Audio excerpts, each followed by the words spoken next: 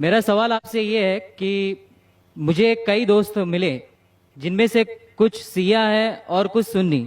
جیسے آپ نے کچھ دیر پہلے بتایا کہ جو انسان مانتا ہے کہ اللہ ایک ہے اور محمد علیہ السلام آخری پیغمبر ہیں تو میں مانتا ہوں اس بات کو. تو اگر میں یہ کہوں کہ میں مسلمان ہوں تو یہ جھوٹ نہیں ہے. لیکن مسلمان بننے کے بعد ایک نماز پڑھنا بہت ضروری ہوتا ہے اور کچھ طریقے ہیں جو دونوں ہی دوستوں نے مجھے بتائے لیکن ان کے طریقے الگ الگ ہیں. تو مجھے یہ سمجھ میں نہیں آیا کہ کس کا طریقہ میں اپناؤں کیونکہ دونوں ہی اپنے طریقوں کو صحیح سمجھتے ہیں. بھائی صاحب نے سوال کیا کہ اگر اللہ ایک ہے اس میں ماننا ہے اور محمد صلی اللہ علیہ وسلم پیغمبر ہے تو میں مانتا ہوں تو اس طریقے سے مسلمان ہوں میں. لیکن میرے دو دوست ایک شیعہ ایک سنی اور مسلمان بننے کے لیے نماز پڑھنا ضروری ہے تو کس طریقے سے نماز پڑھوں؟ بھائی صاحب آپ کہتے ہیں کہ اللہ ایک ہے, آپ مانتے ہیں کہ اللہ کے پیغمبر محمد صلی اللہ علیہ وسلم آخری پیغمبر ہے, تو آپ نے کہا کہ کس طریقے سے نماز پڑھوں. یہ شیعہ سنی جو آپ نے پوچھا, آپ جب قرآن پڑھیں گے قرآن میں نہ شیعہ ہے نہ سنی ہے, قرآن میں نہ شیعہ ہے نہ سنی ہے.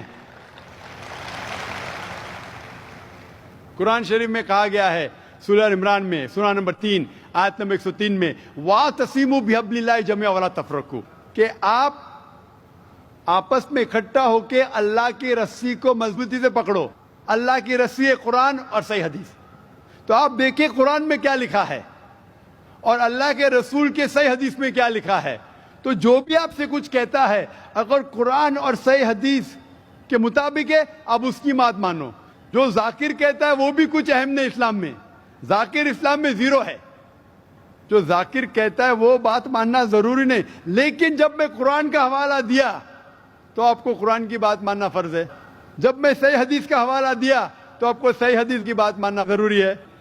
تو اسی لیے کوئی بھی شخص کچھ کہتا ہے اگر اختلاف ہے اس میں تو پھر سے رجوع ہو جاؤ قرآن اور حدیث کے پاس, کیونکہ قرآن میں لکھا ہے سورہ نساء میں سورہ نمبر 4 آیت نمبر 59 میں ورس نمبر 59 میں اطیعوا اللہ واطیعوا الرسول, اللہ کی اطاعت کرو, اللہ کی بات مانو اور اللہ کے رسول کی بات مانو. اور وہ لوگ those who have been charged with authority, جو اولو الامر ہے, وہ لوگ جو آپ کے امیر ہے. لیکن اگر ان میں اختلاف ہے پھر سے رجوع ہو قرآن اور حدیث کے پاس, اللہ اور اللہ کے رسول کے پاس. تو اگر دو شخص دو عالم کوئی بھی اگر اختلاف ہے آپ پھر سے مڑو اللہ اور اللہ کے رسول کے پاس, قرآن اور صحیح حدیث کے پاس.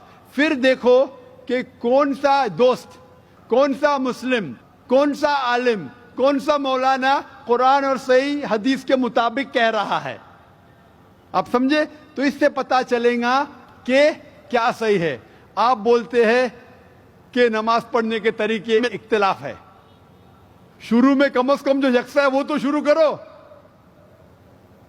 اختلاف بہت تھوڑا ہے, نماز کے طریقے میں اختلاف بہت تھوڑا ہے, جو یکساں ہے وہ تو شروع کرو.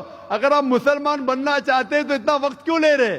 خالی نام کے مسلمان ہونا ضروری نہیں ہے, وہ کوئی فائدہ نہیں. عملی طور پہ مانو کہ اللہ ایک ہے, اس کی عبادت کرو اور آخری رسول محمد صلی اللہ علیہ وسلم پہ ایمان لاؤ.